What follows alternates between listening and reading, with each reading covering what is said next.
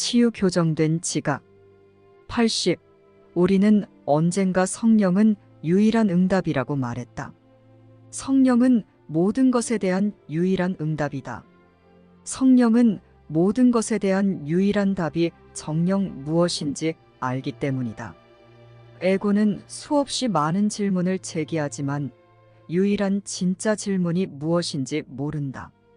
하지만 너는 에고의 가치에 의문을 제기하여 에고의 질문들을 평가하는 능력을 갖추는 법을 배움에 따라 진짜 질문이 무엇인지 배울 수 있다. 에고가 너를 병에 걸리라고 유혹할 때 성령께 몸을 치유해 달라고 청하지 말라. 그것은 단지 몸이 치유의 본래 대상이라는 에고의 믿음을 받아들이는 것에 불과하기 때문이다. 그 대신에 성령께 몸에 대한 바른 지각을 가르쳐 달라고 요청하라. 오로지 지각만이 왜곡될 수 있기 때문이다. 오로지 지각만이 병들 수 있는데 왜냐하면 오로지 지각만이 그릇될 수 있기 때문이다. 81. 그릇된 지각은 왜곡되게 뜻을 내는 것이며 그것은 사물이 그 본래 모습이 아니기를 원한다. 모든 것의 실제는 전적으로 무해하다. 전적인 무해함은 모든 것의 실제를 위한 조건이기 때문이다. 그것은 또한 내가 모든 것의 실제를 자각하기 위한 조건이기도 하다. 너는 실제를 찾아 나설 필요가 없다. 내가 실제의 조건들을 충족할 때 실제가 너를 찾아 나서서 발견할 것이다. 실제의 조건들은 실제의 정체를 이루는 한 부분이다. 오로지 이 역할만이 너에게 달려 있으며 나머지는 저절로 갖춰져 있다. 내가 이렇게 조금만 하면 되는 이유는 내가 하는 그 작은 역할의 힘이 너무도 강력해서 너에게 전체를 다 가져다 줄 것이기 때문이다. 그러니 너의 작은 역할을 받아들여라. 그럼으로써 전체가 내 것이 되게 하라. 82. 온전성이 치유하는 이유는 그것이 마음의 것이기 때문이다. 심지어 죽음을 포함한 모든 형식의 병은 깨어남에 대한 두려움이 육체적으로 표현된 것이다. 병은 의식하기가 두려워서 무의식을 강화하려는 시도다. 이러한 시도는 알기 위해 필요한 능력을 무력하게 만들므로써 알지 않으려고 하는 안쓰러운 방법이다. 평화 속에 안식하다. 라는 말은 죽은 자가 아닌 산 자를 위한 축복의 말이다. 안식은 잠이 아닌 깨어남에서 오기 때문이다. 잠은 뒤로 물러나는 것이고 깨어나는 것은 결합하는 것이다. 꿈이란 결합의 환상으로서 만약 내가 에고의 안내 아래 잠을 잔다면 결합의 의미에 대한 에고의 왜곡을 받아들이는 것이다. 하지만 성령도 잠을 사용하는 용도를 가지고 있으며 내가 허락한다면 깨어남을 위해 꿈을 사용할 수 있다. 83. 내가 잠을 어떻게 사용했는지는 내가 어떻게 깨어나는지를 보면 알 수 있다. 너는 누구에게 잠을 주었는가? 어느 교사에게 잠을 맡겼는가? 내가 낙심한 채로 깨어난다면 그 잠을 성령께 맡긴 것이 아니다.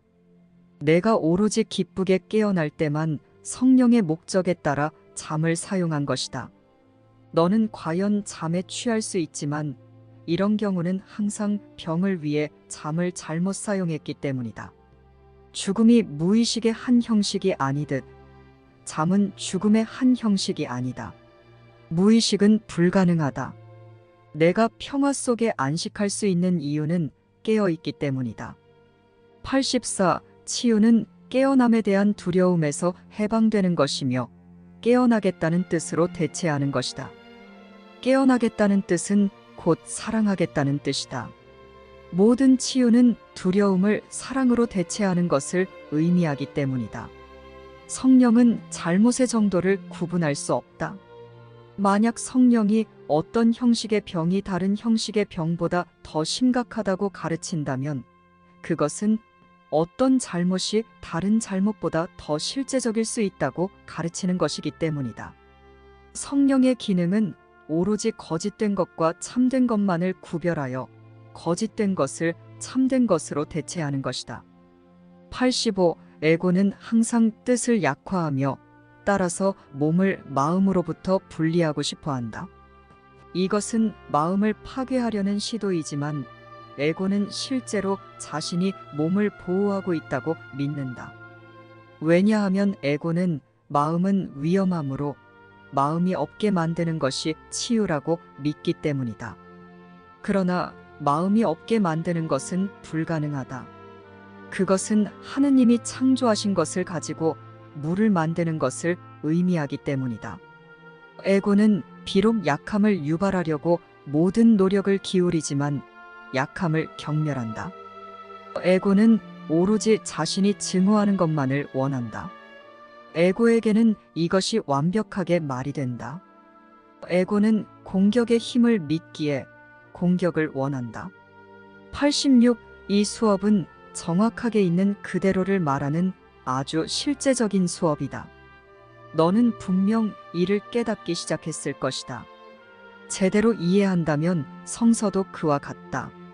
성서를 따르는 자들과 성서의 번역자들 가운데 많은 이들이 두려움과 두려움의 결과는 완전히 문자 그대로 받아들이지만 사랑과 사랑의 결과는 그렇지 않은 경향을 뚜렷이 보여줬다. 따라서 지옥불은 불타는을 의미하지만 죽은 자를 살리는 것은 비유가 된다. 실제로 반드시 문자 그대로 받아들여야 할 부분은 특히 사랑의 결과에 대해 언급한 부분들이다. 하느님에 관한 책인 성서는 사랑에 관한 책이기 때문이다. 87. 성서는 너에게 완벽할 것을, 모든 잘못을 치유할 것을, 몸을 분리된 것으로 보는 그 어떤 생각도 하지 말 것을, 그리고 나의 이름으로 모든 것을 성취할 것을 명한다. 이것은 나의 이름만은 아니다. 왜냐하면 우리의 이름은 공유된 정체이기 때문이다. 하느님 아들의 이름은 하나다. 그리고 우리는 이런 하나인 상태를 공유하기에 너는 사랑의 과업을 이행하라는 명을 받았다.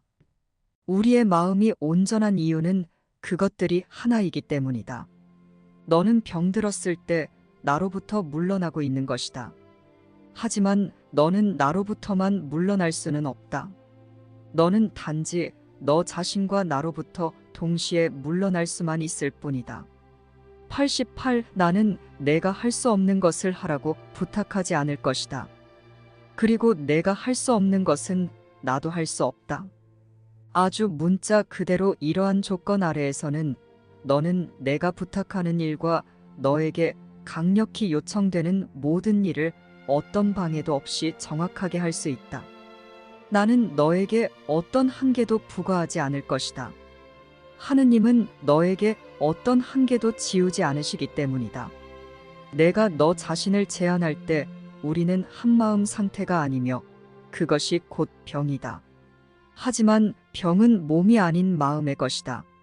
모든 형식의 기능장애는 단지 마음이 분열되어서 통합된 목적을 받아들이지 않는다는 표시에 불과하다. 89. 그렇다면 목적의 통합은 성령이 치유하는 유일한 방법이다. 왜냐하면 그것은 치유가 의미 있는 유일한 수준이기 때문이다. 혼란스러운 사고체계의 의미를 재정립하는 것은 그것을 치유하는 유일한 방법이다. 우리는 전에 너의 과제는 단지 의미를 위한 조건을 충족하는 것뿐이라고 말했다. 의미 자체는 하느님에게서 오기 때문이다. 하지만 너의 의미는 하느님 의미의 일부이며 따라서 내가 의미로 돌아오는 것은 하느님의 의미에 필수적이다. 그렇다면 너의 치유는 하느님의 온전성을 이루는 일부이며 따라서 하느님의 건강을 이루는 일부다. 하느님은 당신의 온전성을 이루실 수 없지만 내가 그것을 알지 못할 수는 있다. 하지만 그것은 여전히 너를 위한 하느님의 뜻이다. 그리고 하느님의 뜻은 모든 것 안에 영원히 서 있다.